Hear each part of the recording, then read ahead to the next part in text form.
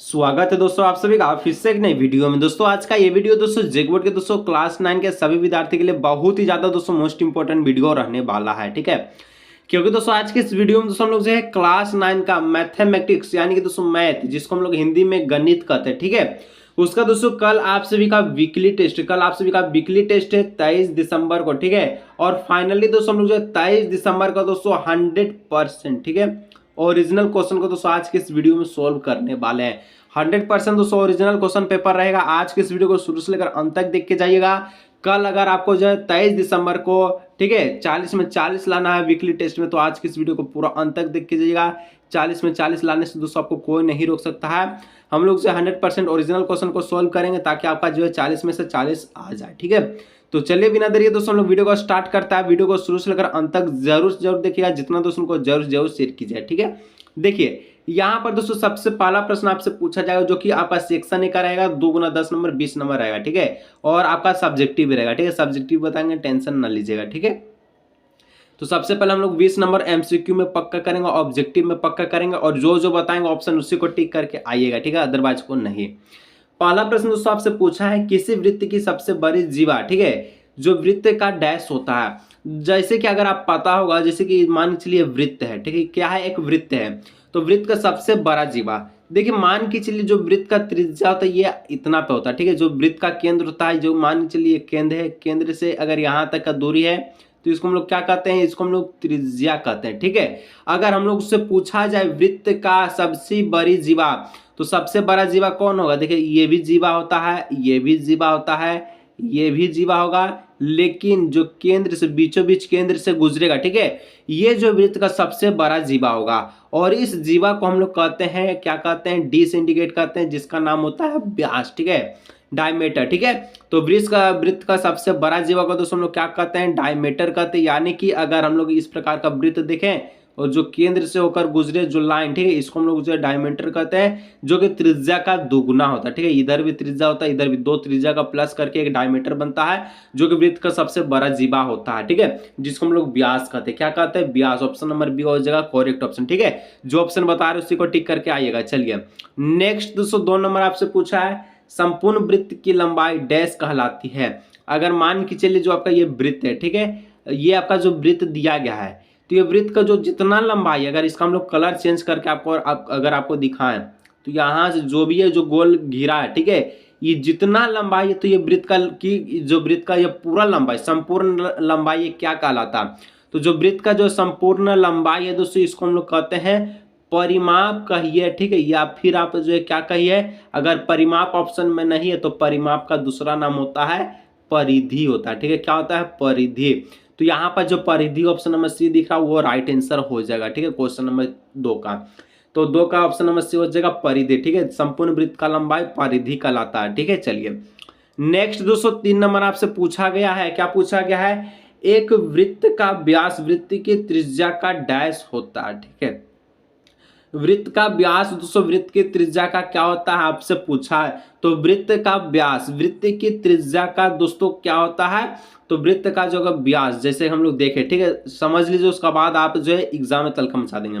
वृत्त है, वृत्त का व्यास इस प्रकार से जो कि केंद्र के बीचों बीच होकर गुजरता है, तो हम आपको बताएं, इसको पूरा को कहते हैं डायमीटर। ठीक है, जो कि 2 त्रिज्या होते हैं, एक यहाँ एक यहाँ, क्योंकि अगर केंद्र से एक इधर त्रिज्या गया, मान के चलिए अगर दूसरा हम लोग देखें तो एक इधर त्रिज्या जाएगा, ठीक है, और एक आपका जो है इधर त्रिज्या जाएगा। ठीक है, तो ये टोटल 2 त्रिज्या हुआ। ठीक है, कितना त्रिज्या हुआ, 2 त्रिज्या हुआ। तो इस प्रकार से हम लोग कह सकते हैं जो वृत्त का व्यास होता है डी, ठीक है, ये जो है त्रिज्या का दुगुना होता है। ठीक है, तो 2r होता है, तो ऑप्शन नंबर डी हो जाएगा इसका राइट आंसर। डी बराबर में होता है 2r। ठीक है, फॉर्मूला भी आपको याद होगा, तो ऑप्शन नंबर डी हो जाएगा दुगुना। ठीक है, चलिए आगे दोस्तों हम लोग बढ़ते हैं। नेक्स्ट क्वेश्चन आपका 4 नंबर। ठीक है, 4 नंबर दोस्तों बोलता है अर्धवृत्त में कोण होते हैं। तो अर्धवृत्त में कितना कोण होता है आपसे पूछा, या फिर कोण जो होता है कैसा होता है। मान के चलिए दोस्तों आपका ये तो पूरा वृत्त है, अगर अर्धवृत्त पा रहे हैं तो यहाँ से अगर अर्धवृत्त कैसा होगा, इस प्रकार से कुछ अर्धवृत्त होगा। ठीक है, तो अर्धवृत्त का जो कोण होता है दोस्तों कैसा होता है, तो समकोण होता है। ठीक है, फिर से एक बार पार के दिखा जाए, डी जैसा आकृति पार लीजिए एक बार। ठीक है, डी जैसा जो कि वृत्त का आधा है, तो अर्धवृत्त का जो है कोण होता है समकोण होता है। ठीक है, ऑप्शन नंबर ए हो जाएगा इसका राइट आंसर। चलिए आगे दोस्तों बढ़ते हैं, 5 नंबर कहता है यदि किसी वृत्त का व्यास 20 सेंटीमीटर है तो उसकी त्रिज्या होगी। अगर डी दोस्तों आपका जो है 20 सेंटीमीटर दिया गया है, ठीक है। अगर आपसे आर पूछा है, आर कितना होगा, फॉर्मूला लगाइएगा, डी बराबर होता है क्या होता है 2r होता है, ठीक है। तो यहाँ पर अगर जो आपका डी 20 दिया गया है तो हमसे आर पूछा है तो 2r लिख दीजिएगा, और 2 को दोस्तों 20 को काटिए तो 10 बार में चल जाएगा, यानी कि आर बराबर जो आपका निकलेगा 10 सेंटीमीटर, ठीक है।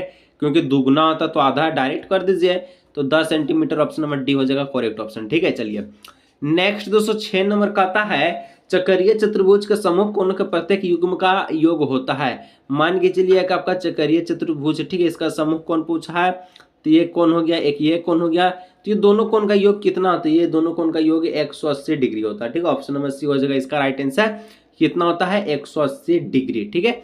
चलिए, और जो दोस्तों चैनल पर पहली बार है सब्सक्राइब जरूर कर लीजिएगा, ठीक है। सब्सक्राइब जरूर कीजिएगा, जितना दोस्त है उनको जरूर से जरूर शेयर भी कीजिएगा, ठीक है। चलिए आगे दोस्तों बढ़ते हैं, तो 7 नंबर बोलता है एक दीर्घचाप द्वारा अंतरित कोण होता है। एक दीर्घचाप द्वारा अंतरित कोण कहलाता है या फिर होता है, क्या कहलाता है उसको। देखिए अगर हम लोग दोस्तों एक वृत्त पार है, ठीक है, फिगर आपको समझना जरूरी है।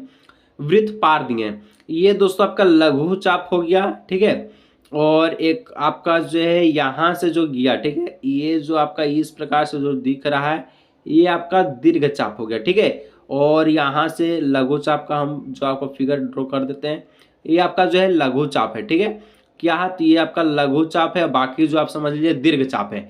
तो पूछा है कि जो क्या पूछा क्वेश्चन में, पूछा आप सभी से कि दीर्घ चाप द्वारा आंतरित कोण होता है। देखिए जो दीर्घ चाप है दोस्तों, इसके द्वारा आंतरित जो कोण होता है वो अधिक कोण होता है, क्योंकि ज्यादा होता है, ठीक है। ऑप्शन नंबर सी हो जाएगा इसका राइट आंसर। चलिए आगे दोस्तों बढ़ते हैं, 8 नंबर कहता है वृत्त के अंदर का भाग कहलाता है। जो वृत्त है दोस्तों, वृत्त के अंदर का भाग को हम लोग क्या कहेंगे, ये जो अंदर का भाग है, ठीक है, इसको दोस्तों हम लोग कहते हैं अभियंतर कहते हैं, ठीक है। क्या कहते हैं, अभियंतर। और बाहर वाला भाग को बहिर्भाग कहते हैं, ठीक है, बहिर्भाग।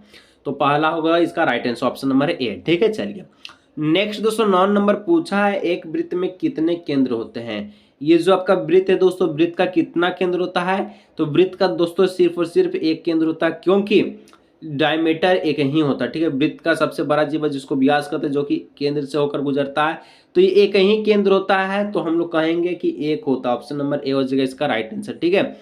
यहाँ पर एक हो जाएगा इसका राइट आंसर। चलिए नेक्स्ट दोस्तों 10 नंबर आपसे एमसीक्यू का लास्ट प्रश्न दोस्तों, यहाँ तक पहुंच के चैनल पहली बार सब्सक्राइब नहीं किया, सब्सक्राइब जरूर से जरूर कीजिए, ठीक है। देखिए कहता है वृत्त के परिधि ज्ञात करने का सूत्र है। तो वृत्त का परिधि ज्ञात करने का सूत्र क्या है, तो वृत्त का परिधि ज्ञात करने का सूत्र होता है दोस्तों 2πr, ठीक है। क्या होता है 2πr, क्योंकि 2πr के अनुसार आप वृत्त का परिधि ज्ञात कर सकते हैं। परिधि को हम लोग अभी बताएं कि आप परिमाप भी इसको कह सकते हैं, ठीक है। तो हम लोग दोस्तों जो है 10 एमसीक्यू प्रश्न को देखें, जिसमें आपका जो है 20 नंबर तो पूरा फिक्स है, पक्का हो गया, ठीक है। बाकी 20 नंबर दोस्तों आपका सब्जेक्टिव बच गया।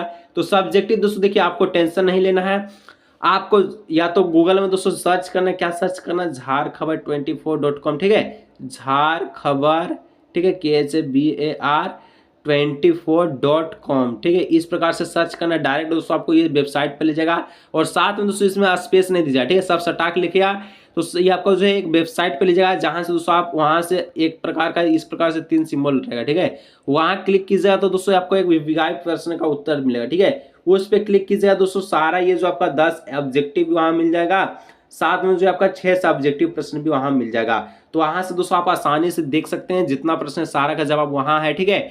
और आप जो है चाहे तो दोस्तों आप जो है आसानी से अगर देखना चाहते हैं तो डिस्क्रिप्शन बॉक्स में आपको लिंक मिलेगा, जेकबोर्ड क्लास 9, ठीक है, math question, weekly test question, ठीक है। वहां पर क्लिक कीजिएगा तो डायरेक्ट दोस्तों आपको जो उस पेज पे ले जाएगा जहां से ये क्वेश्चन है 10 एमसीक्यू 6 सब्जेक्टिव, ठीक है। तो सारा प्रश्न वहां से मिल जाएगा, डिस्क्रिप्शन बॉक्स में लिंक है दोस्तों, उस पर क्लिक जरूर कर लीजिएगा, डायरेक्ट आपको वहां ले जाएगा, ठीक है। तो आज के इस वीडियो को दोस्तों यहीं रखते हैं, मिलेंगे नेक्स्ट वीडियो।